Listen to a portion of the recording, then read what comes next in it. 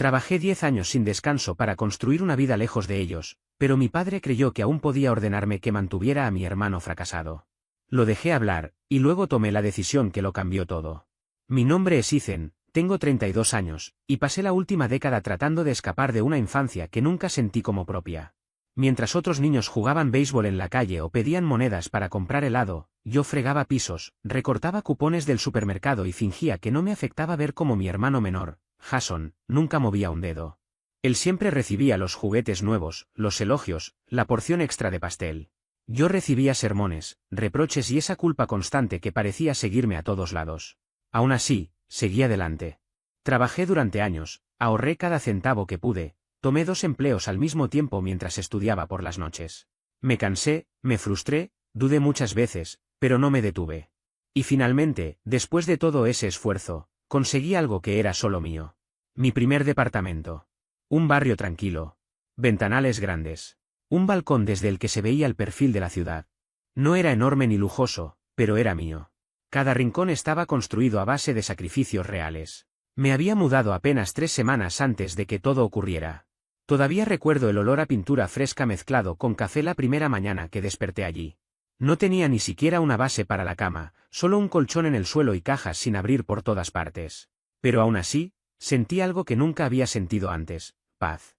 Por primera vez en mi vida, nadie gritaba detrás de las paredes. Nadie me pedía dinero. Nadie me reclamaba nada. Podía respirar. Podía quedarme en silencio. Podía empezar a construir una vida bajo mis propias reglas. Hasta que llamaron a la puerta. Eran alrededor de las 7:30 de la mañana de un sábado. Lo recuerdo con claridad porque pensaba dormir hasta tarde por primera vez en meses. Nada de alarmas, nada de correos laborales, nada de obligaciones. Solo yo, una manta y tal vez unos panqueques si me sentía con energía. El golpe comenzó suave, casi como un toque tímido, pero en cuestión de segundos se volvió insistente, agresivo, como si alguien intentara entrar a la fuerza. Gruñí, salí de la cama y caminé medio dormido hasta la mirilla, pensando que quizá era un vecino con un problema o un paquete mal entregado. Pero cuando miré, el estómago se me hundió. Era mi padre. Y detrás de él, con los brazos cruzados y esa expresión autosuficiente que había odiado desde niño, estaba Jason. Dudé. Algo no encajaba. No había hablado con mi padre en semanas, y la última conversación terminó con él acusándome de olvidar mis raíces. Por un segundo pensé en no abrir. Pero esa parte mía entrenada durante años para no ser descortés, para ceder, terminó ganando. Abrí apenas la puerta, todavía despejándome el sueño. Buenos días, dije con la voz ronca. ¿Todo bien? Mi padre no perdió tiempo.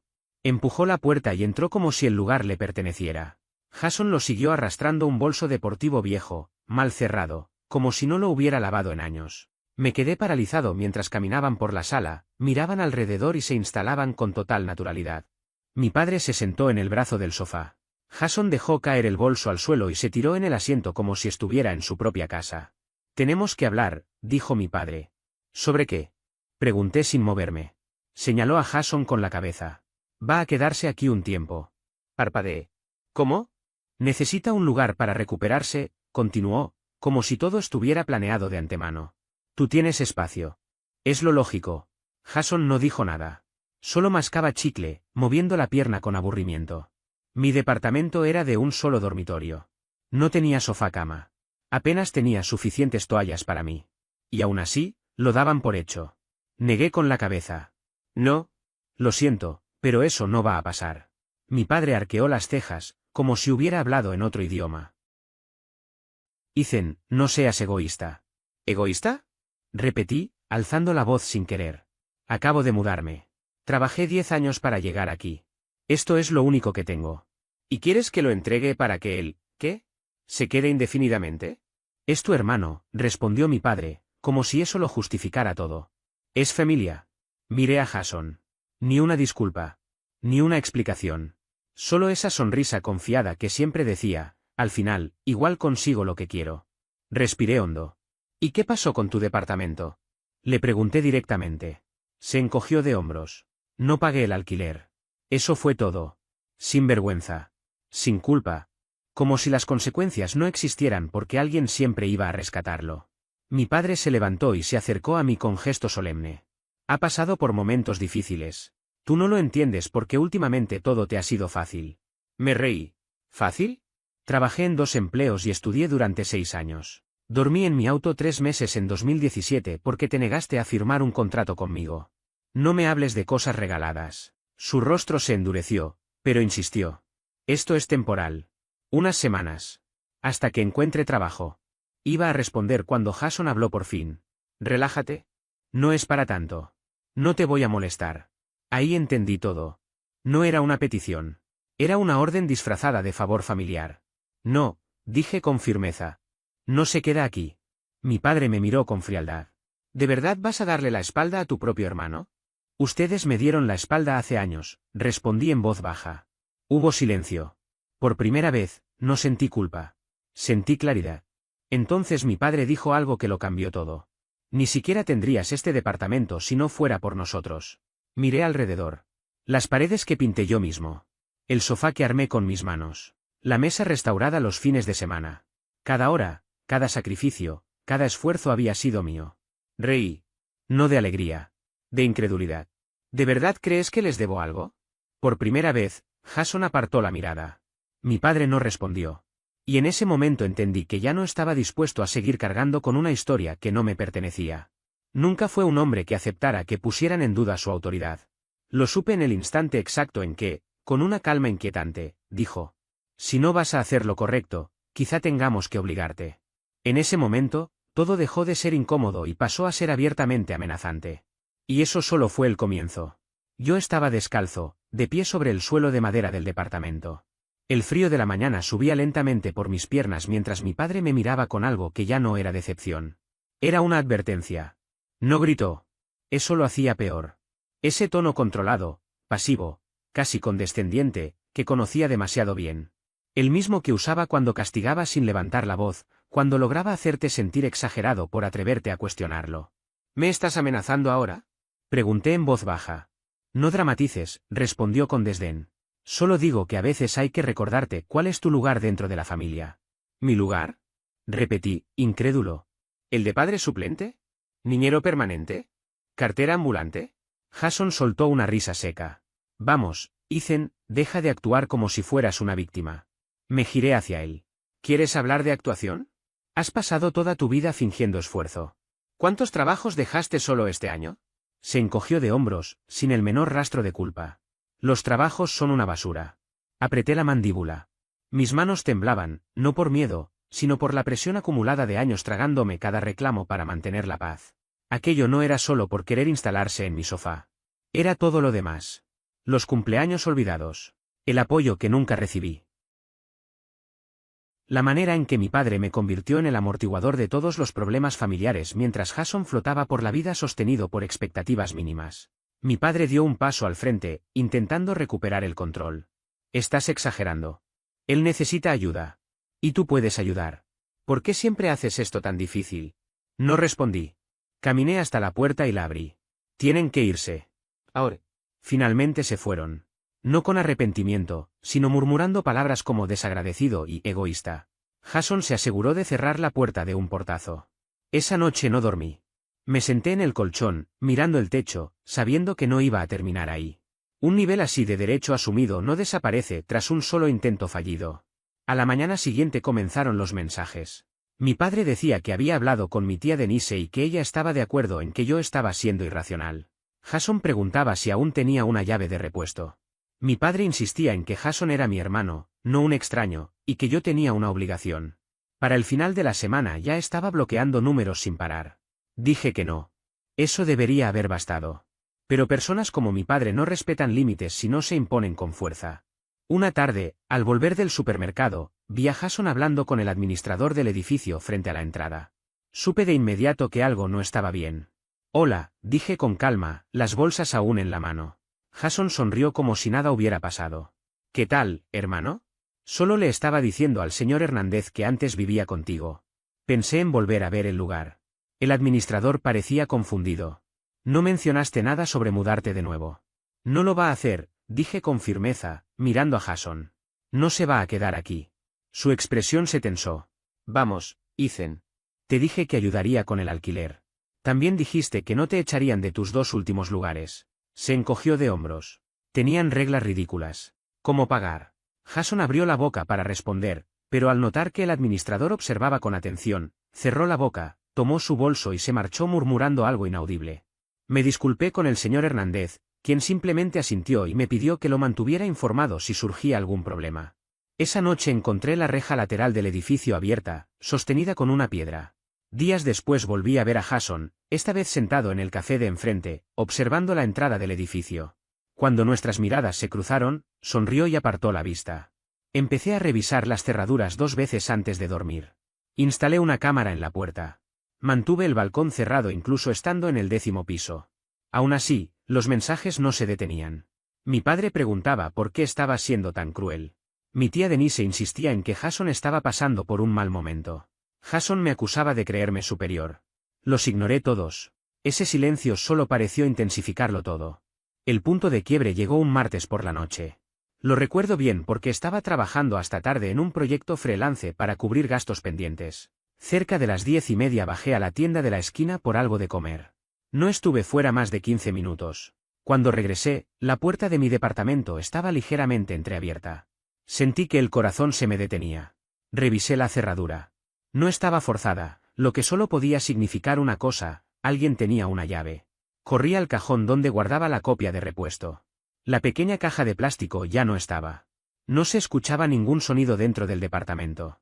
Entré con cuidado, avanzando en silencio, y abrí lentamente la puerta del dormitorio. Jason estaba allí, tirado sobre mi cama como si le perteneciera. Tenía los zapatos puestos, el teléfono en la mano y deslizaba la pantalla con total calma, ajeno a mi presencia. En el suelo había envases vacíos de comida. La luz del baño seguía encendida. La ducha estaba húmeda. Y mis toallas nuevas, recién compradas, estaban hechas un ovillo sobre el piso. ¿Qué demonios haces aquí?, logré decir, con la voz quebrada. Jason ni siquiera se inmutó. Relájate. Solo me quedo esta noche. Entraste a mi departamento, repliqué. Esto es allanamiento. Usé la llave. Robaste la llave, le espeté. Esperaste a que me fuera y entraste. Se incorporó con fastidio, como si yo fuera el exagerado. Deja el drama. Papá dijo que podía quedarme. Papá no vive aquí. Yo sí. Jason esbozó una sonrisa torcida. Bueno, si hubieras tenido carácter antes, no estaríamos haciendo esto por las malas. Esa frase me golpeó más fuerte que cualquier insulto. Lo dijo esperando una reacción. Quería que yo retrocediera, como siempre. Para él, esto no era más que otro juego de poder, otro forcejeo que pensaba ganar siendo más descarado que yo. Había crecido viéndome ceder, ante la presión de nuestro padre, ante la culpa, ante la obligación constante. Daba por hecho que volvería a doblarme. Pero esa noche algo se rompió.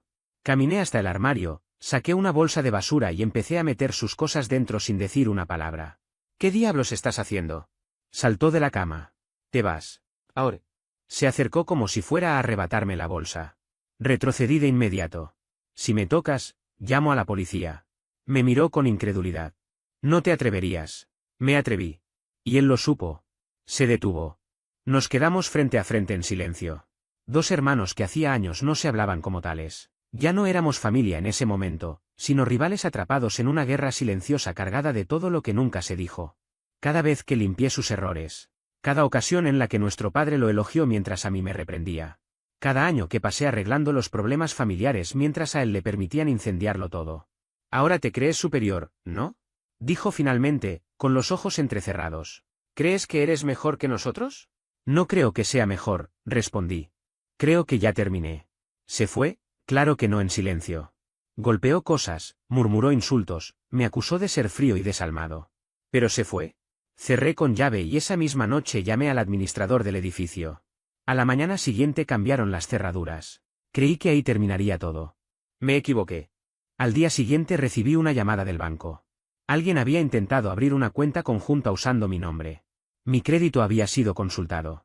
También se había activado una línea telefónica nueva a mi nombre. No entendía cómo era posible hasta que recordé algo que me heló la sangre. Un año antes de mudarme, había dejado una carpeta con documentos viejos en la casa de mi padre. Papeles que creía haber tirado, una identificación vencida, facturas antiguas, una impresión de mi número de seguro social de cuando intentaba corregir un error fiscal. Siempre pensé que los destruiría después. Nunca lo hice. Ahora estaba frente a un robo de identidad, y tenía bastante claro quién estaba detrás. Ese mismo día presenté un reporte por fraude. Congelé mi crédito. Pasé horas al teléfono con bancos, buros de crédito y la compañía telefónica. Y durante todo ese tiempo, una idea ardía en mi cabeza con una claridad aterradora: ya no intentaban aprovecharse de mí. Querían ser yo. No estaban cruzando límites. Estaban intentando borrarlos. Y ahí entendí que esto ya no tenía que ver con familia. Esto era una guerra. Tocar fondo no siempre se siente como una caída estrepitosa. A veces es un desgaste lento, una presión constante que no notas hasta que estás sentado en el suelo de tu cocina a las 2 de la madrugada, con una pizza congelada quemándose en el horno, el crédito bloqueado y la confianza hecha pedazos como un espejo roto. Ese era yo, una semana después de presentar los reportes. La mesa estaba cubierta de papeles. Tenía llamadas perdidas de bancos y agencias. También una notificación del arrendador: otros inquilinos habían reportado disturbios. Al parecer, Jason había estado rondando el edificio intentando recuperar lo que era suyo. Las cerraduras habían cambiado. Las contraseñas también. El correo estaba redirigido. Y aún así, me sentía como un intruso en mi propio hogar. Vivía tenso, paranoico, enfadado. Lo peor fue que nadie me creyó. Cuando intenté explicarle a mi tía Denise lo ocurrido, que sospechaba que Jason había usado mis documentos para hacerse pasar por mí, su reacción no fue de sorpresa, sino de indignación. «Estás acusando a tu propio hermano de un delito federal», dijo. «Ethan, ¿te escuchas?» «Sí». Y por primera vez, no retrocedí. «Sí, me escucho perfectamente». Colgó. Días después llamó mi padre. No para disculparse. Ni siquiera para preguntar cómo estaba. Llamó para reprenderme por lavar los trapos sucios, con una denuncia que podía poner a Jason en problemas. «Estás intentando arruinar su futuro por unos papeles y un malentendido», me dijo. «Deberías haber venido a mí primero». Reí con amargura. «La última vez que fui a ti, me ordenaste dejarlo vivir aquí sin preguntarme nada. Siempre tienes todo», estalló. «Siempre lo has tenido. Y ahora quieres patear a tu hermano cuando está en el suelo». Ahí dejé de responder. Corté el contacto por completo. Bloqueé números. Eliminé contactos. No envié despedidas dramáticas ni pedí explicaciones. Dejé que el silencio creciera entre nosotros como un abismo. Porque entendí algo que dolió como una pérdida: ellos no iban a cambiar. Pero yo sí podía. Siempre fui el que mantenía todo unido. El que recordaba cumpleaños, el que asistía a reuniones familiares, el que medía el clima emocional de cada habitación. Sabía cuando mi padre estaba a punto de estallar, cuando Jason iba a causar problemas, cuando mi madre, antes de fallecer, contenía las lágrimas en la cocina. Cargué con todo eso durante años. Y ahora ya no. La primera semana de silencio fue brutal. La culpa apareció como niebla espesa. Me pregunté si estaba siendo cruel. Si realmente los estaba abandonando. Pero bastaba con mirar el reporte de fraude pegado en el refrigerador o los cargos que no reconocía en una tarjeta de gasolina usada en la ciudad de Jason para que esa niebla se disipara. No estaba siendo cruel. Me repetía constantemente que todo lo que estaba haciendo era para protegerme. Esa era la frase que usaba para mantenerme en pie cuando sentía que todo se me desmoronaba. Sin embargo, protegerme no fue sencillo ni rápido. En realidad, fue una de las etapas más duras de mi vida. Mis clientes como freelance comenzaron a desaparecer sin previo aviso. Algunos dejaron de responder correos. Otros cancelaron proyectos a mitad de camino. Yo sabía que no era personal, pero aún así me afectaba. Estaba demasiado distraído, demasiado agotado mentalmente para entregar trabajos con la calidad y regularidad que siempre había mantenido. Cada entrega me costaba el doble de esfuerzo, y aún así sentía que nunca era suficiente. El estrés empezó a manifestarse en el cuerpo. Perdí el apetito casi por completo. Pasaban horas sin que me diera cuenta de que no había comido nada.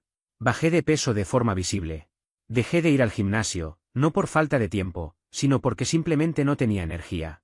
Mi piel se llenó de brotes. Mis manos temblaban a veces sin razón aparente.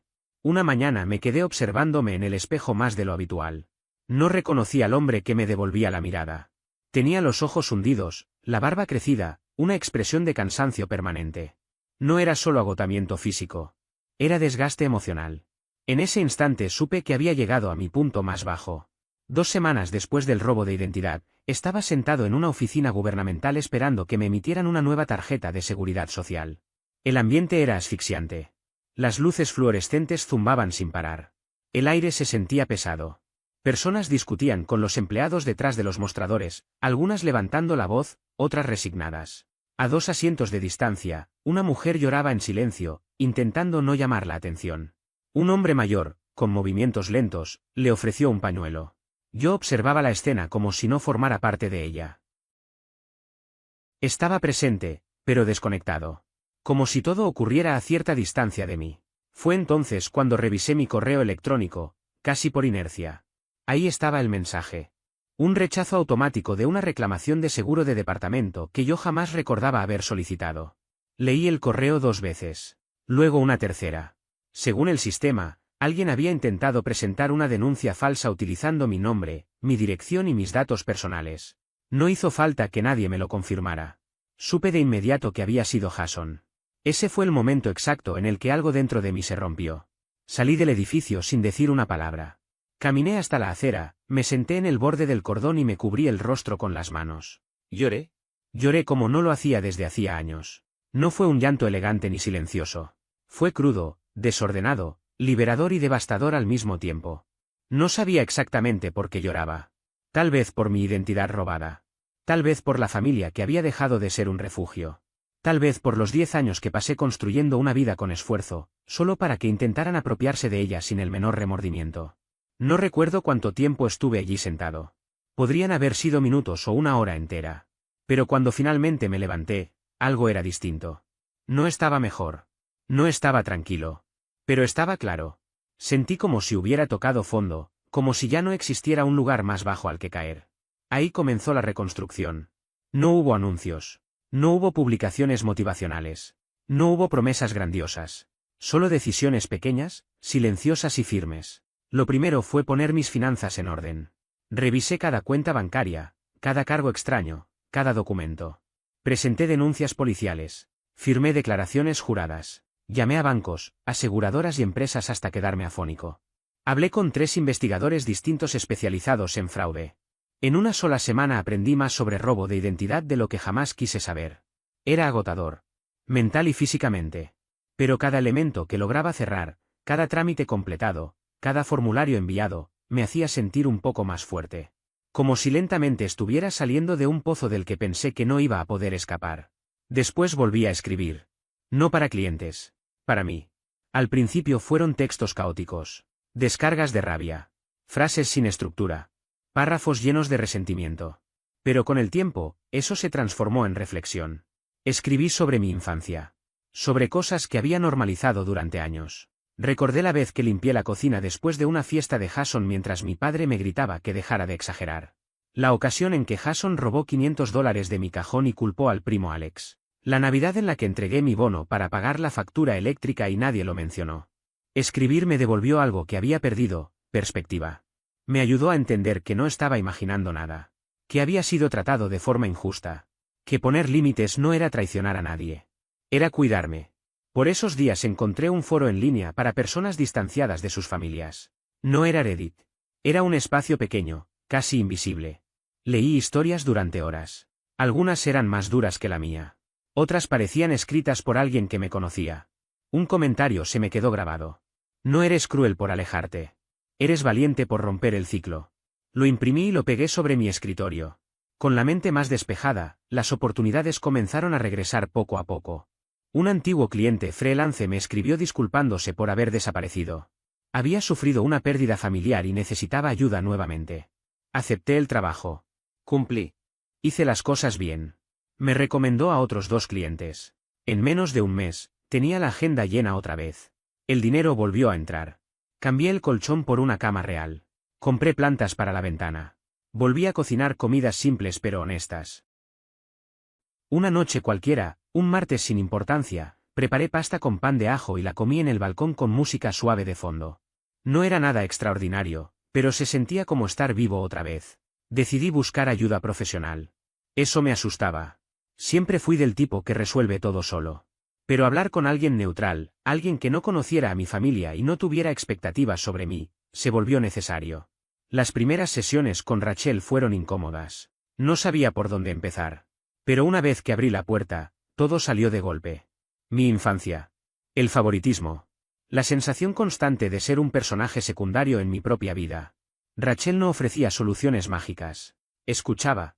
Validaba. Reordenaba. No te amaron con condiciones, me dijo.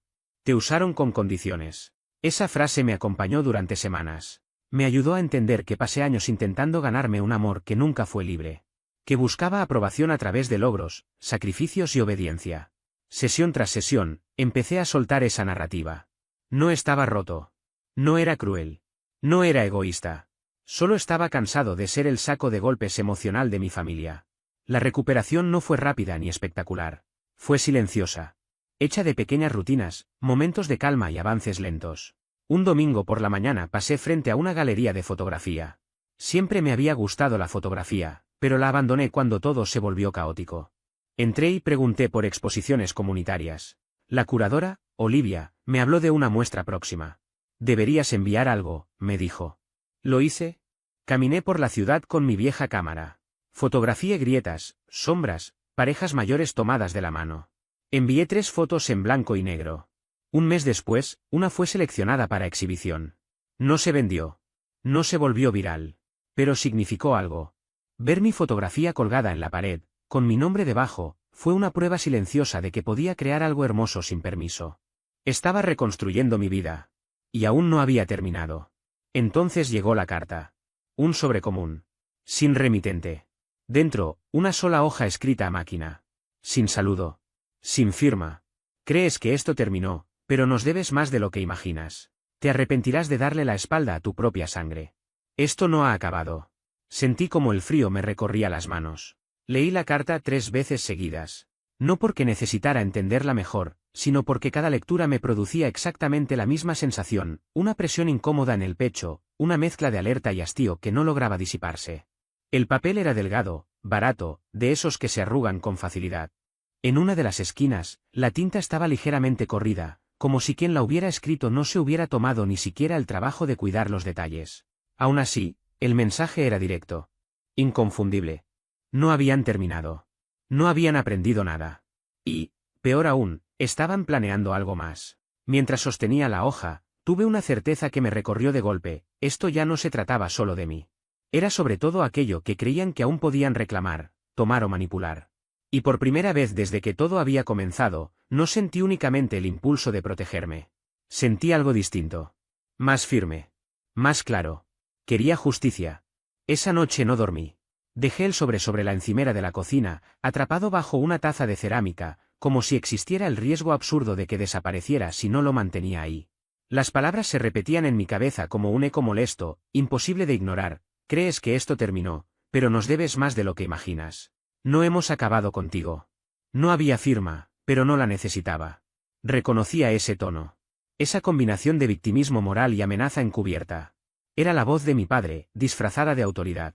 Y Jason, él no solía expresarse con sutileza ni coherencia, pero jamás tuvo problemas para transmitir mensajes cuando venían acompañados de arrogancia y provocación. Sin embargo, algo había cambiado en mí durante esos 6 meses. Antes, probablemente habría entrado en pánico. Habría llamado, suplicado, intentado razonar, explicar una vez más que yo no era el enemigo, que no merecía ese trato. Ese hombre, el que pedía migajas de respeto a personas que lo consideraban prescindible, ya no existía. El que estaba ahora ocupando su lugar no iba a seguir retrocediendo. Pasé la mañana siguiente caminando de un lado a otro del departamento. Sin música. Sin distracciones. Solo pensando. Al principio, no se trataba de venganza. Al menos eso me repetía. Me decía que solo estaba siendo precavido, que necesitaba anticiparme por si decidían escalar la situación. Pero cuanto más observaba esa carta, más evidente se volvía la verdad: no se trataba de un límite cruzado una sola vez. Esto era un plan sostenido. Un intento deliberado de recuperarme como si aún les perteneciera. Entonces tomé una decisión. No iba a responder con impulsos ni con rabia. Iba a sepultarlos con hechos. Comencé por donde comienzan todas las estrategias serias: la documentación. Saqué cada archivo que tenía guardado. Extractos bancarios, reportes de fraude, capturas de pantalla de mensajes, correos electrónicos, publicaciones en redes sociales. Armé una línea de tiempo detallada, desde el primer golpe en mi puerta hasta el día exacto en que llegó esa carta. Imprimí todo. Subrayé, etiqueté, añadí notas. Incluso incorporé grabaciones del sistema de seguridad del edificio donde se veía a Jason merodeando la entrada semanas después de haber sido prohibido su ingreso. Luego llamé a la policía y solicité el informe oficial del intento de suplantación de identidad. No fue rápido, pero obtuve un número de expediente. Después contacté a la compañía telefónica y pedí los registros de la línea que habían abierto a mi nombre sin autorización. No estaba presentando cargos todavía. No aún. Pero necesitaba estar listo. Porque la próxima vez no iba a justificarme. Iba a presentar pruebas. Cuando esa base estuvo firme, hice algo que sabía que tocaría fibras sensibles. Inicié una orden civil de no contacto contra Jason. No esperaba una resolución inmediata. Los tribunales se mueven lento, y no se trataba de violencia física directa. Aún así, tenía suficiente material para demostrar un patrón: ingreso no autorizado, suplantación de identidad, acoso, amenazas. El juez fijó una audiencia para 2 semanas después y aprobó una orden de protección temporal. Eso significaba que Jason no podía acercarse a mí ni a mi hogar sin arriesgarse a ser arrestado. Y cuando llegara el día de la audiencia, yo estaría preparado. Pero no me detuve ahí. Cuanto más investigaba, más comprendía algo inquietante: esto no era solo personal. Era estructural.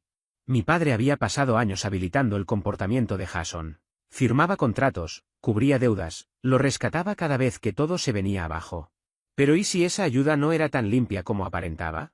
Recordé un comentario casual que mi madre había hecho años atrás, antes de fallecer. Dijo que mi padre solía mover dinero cuando las cuentas se acumulaban. En ese momento pensé que hablaba de tarjetas de crédito. Ahora, con otra perspectiva, esa frase adquirió un peso distinto.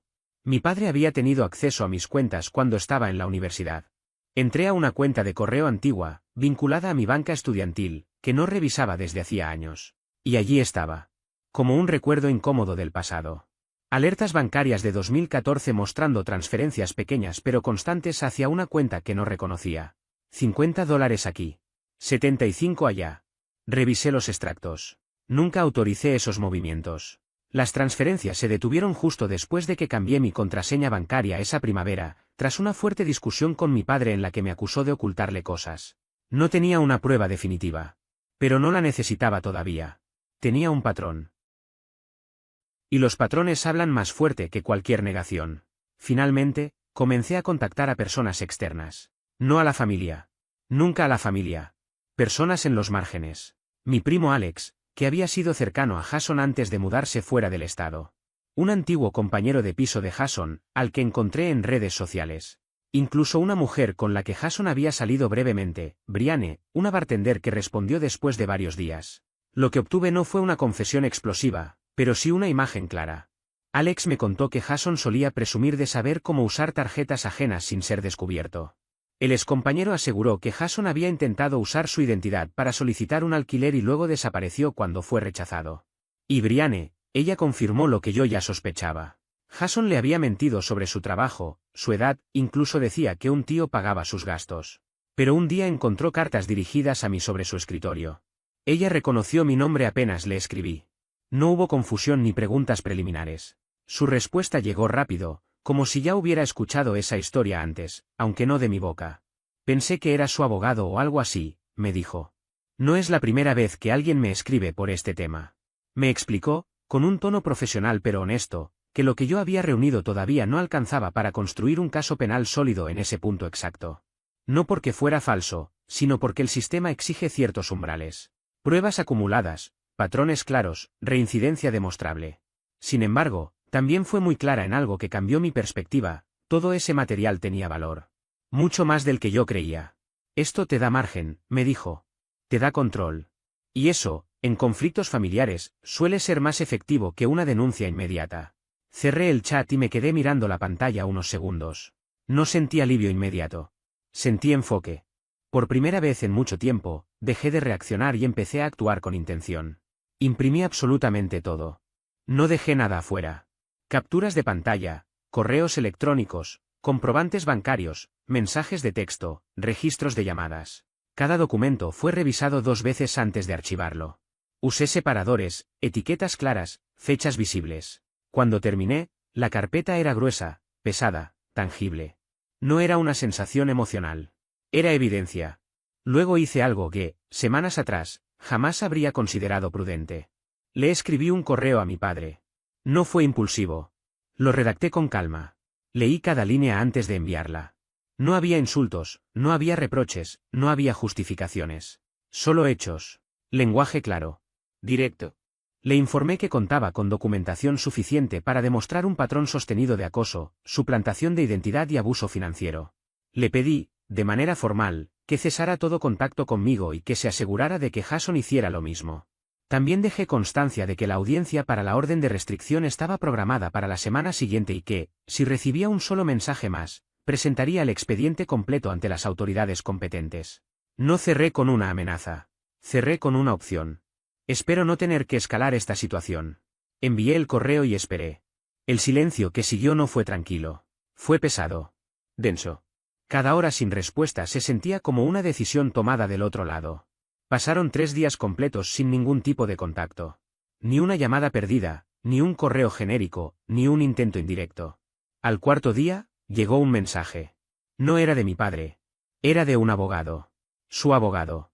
La carta era un cese y desistimiento formal. Me acusaban de acoso, de difamación, de causar daño emocional a Jason por hablar mal de él con conocidos en común. Leí el documento completo 2 veces. La primera con incredulidad. La segunda con calma. Y sonreí. No porque fuera gracioso, sino porque confirmaba algo que yo ya intuía: estaban a la defensiva. Esa carta no buscaba justicia. Buscaba intimidación. Y eso, en términos legales, jugaba a mi favor. La imprimí, la agregué a la carpeta y la envié de inmediato a mi propia abogada. Sí, ya tenía una. Se llamaba Sofía. Había llegado a ella por recomendación de una amiga de mi grupo de fotografía. Especialista en conflictos familiares y abuso financiero. Desde el primer momento fue directa, sin dramatismos. En la consulta le mostré todo. No omití nada. Cada captura, cada transferencia, cada mensaje ambiguo, el intento de suplantación de identidad, el correo a mi padre y la carta del abogado. No frunció el ceño. No dudó. Esto es sólido, me dijo. Tienes algo poco común, un rastro documental continuo. No aislado. Continuo. Me explicó que, si decidía avanzar con cargos o una demanda civil, había base suficiente para hacerlo. Yo no estaba listo para tomar esa decisión todavía. La idea de un juicio seguía siendo pesada. Pero escuchar a una profesional confirmar que no estaba exagerando, que lo que viví no era normal ni justificable, fue un punto de inflexión silencioso. Sofía redactó una respuesta formal al abogado de mi padre. Clara, precisa, sin fisuras. Negando cualquier acusación de difamación y dejando constancia de que cualquier intento adicional de contacto sería considerado acoso. Después de eso, todo se detuvo. El silencio esta vez fue distinto. No tenso. Definitivo. Yo seguí con mi vida. Acepté una nueva oferta laboral, con contrato estable y beneficios reales. Organicé mis trabajos freelance para que ocuparan solo una parte de mi semana. Empecé a hacer voluntariado los fines de semana en un refugio local, enseñando fotografía básica a chicos de escuelas con pocos recursos. Nada sofisticado. Cámaras simples, conceptos básicos y, sobre todo, un espacio donde pudieran expresarse sin ser juzgados. Me hizo bien. Más de lo que esperaba. También hice nuevos amigos. Personas que no me conocían por mi rol dentro de mi familia. Para ellos yo era solo Ethan. Un tipo normal. Con gustos simples. Fotografía nocturna, películas viejas y una obsesión persistente por mejorar una receta de pasta. Aún así, no tiré ese sobre. El del cese y desistimiento. Lo guardé. Ahora descansa en el fondo de un cajón con llave, debajo de toda la documentación legal. No como amenaza. Como referencia. Un recordatorio de hasta dónde había llegado, y de cuánto había avanzado desde entonces. Pero todavía no había terminado. 2 semanas antes de la audiencia, recibí un mensaje inesperado. Era Mark, el antiguo jefe de Jason. Hola. Conseguí tu número por Brianne. Creo que tengo información que te va a interesar sobre tu hermano y tu padre. Sentí un cambio inmediato en el estómago. La voz de Mark al teléfono era tranquila, controlada. Pero debajo había cansancio. Resentimiento contenido. Ese tipo de enojo que no busca venganza, sino cierre. Fui su supervisor durante unos 9 meses, me explicó. Jason trabajaba como despachador, si es que se le puede llamar así. Hablamos casi 40 minutos. Al principio parecía solo una aclaración profesional. Comentó que nunca le gustó cómo Jason usaba mi nombre y mi identidad en la oficina, insinuando que él era el cerebro detrás del éxito familiar. Después, la conversación se volvió más seria. Inventario faltante. Auditorías internas. Facturas sospechosas vinculadas a su correo laboral. Una investigación que se inició en silencio. No avancé con cargos, admitió. Él se enteró y renunció antes de que pudiéramos seguir. Y entonces dijo algo que cambió el peso de todo.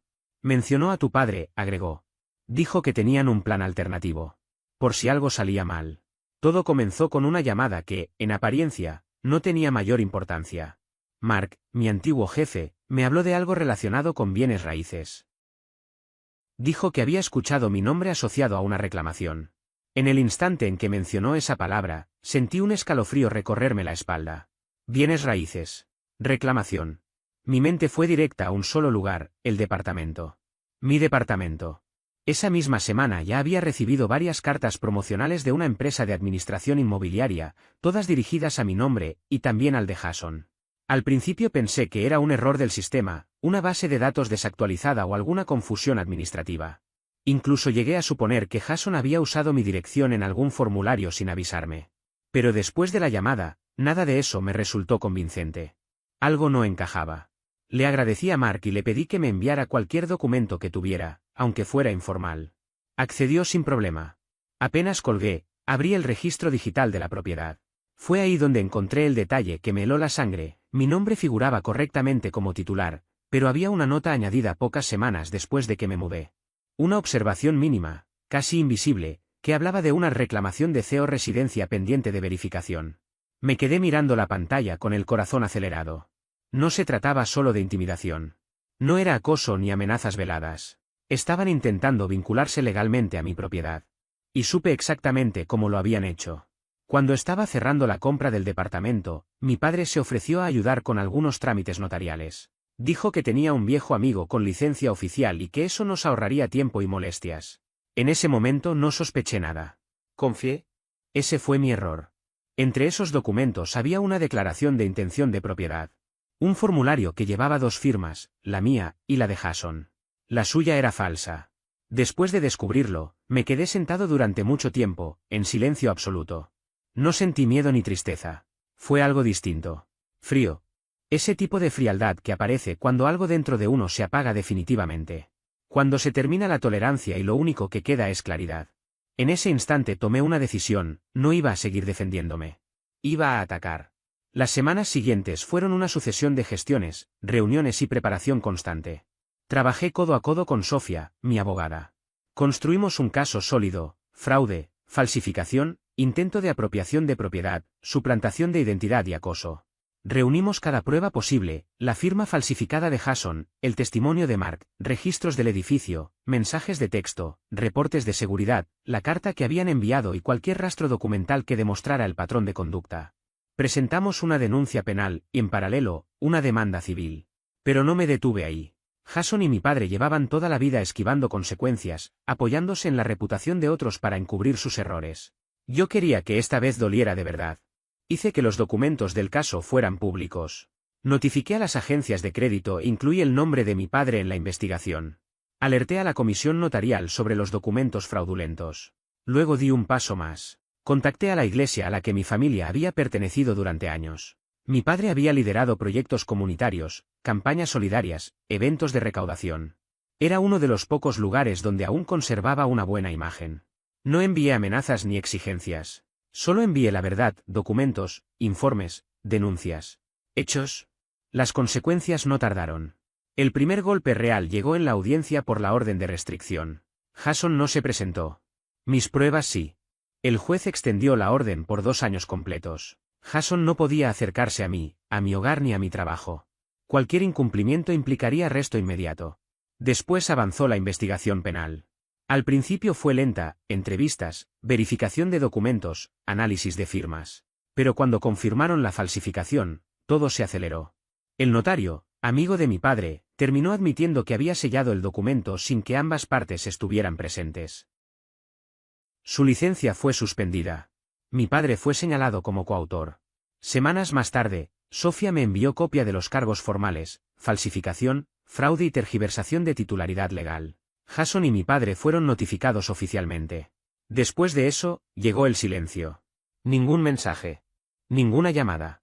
Hasta que una mañana vi la noticia. Era un artículo local, discreto, pero claro: organizador comunitario y su hijo acusados de fraude inmobiliario. No fue un escándalo nacional, pero fue suficiente. La iglesia se desvinculó. Viejas amistades desaparecieron. La imagen que habían construido durante años empezó a resquebrajarse. El cierre final llegó semanas después. Estaba en casa, tomando café, con música de fondo, cuando alguien tocó la puerta. Revisé la cámara. Era mi padre. Solo, encorvado. Sin Jason. Sin arrogancia. No abrí. Tocó otra vez. Esperó. Finalmente deslizó una hoja doblada por debajo de la puerta.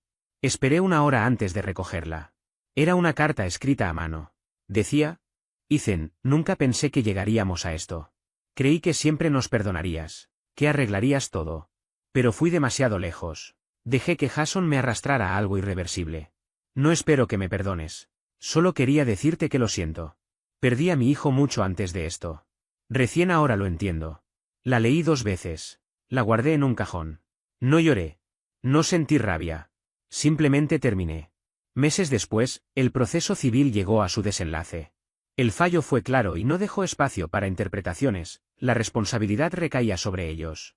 El tribunal ordenó una compensación económica que no me haría rico ni cambiaría mi estilo de vida, pero sí cubría cada gasto legal y el perjuicio causado.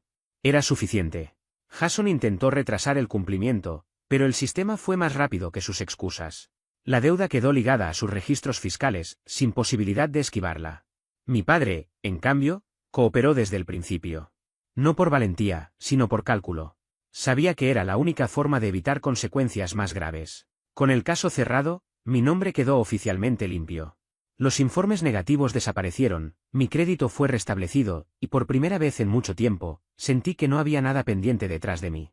No hubo celebraciones ni discursos internos. Solo una calma sostenida, firme, que no dependía de nadie más. Seguí con mi trabajo. Las clases de fotografía volvieron a ocupar mis mañanas.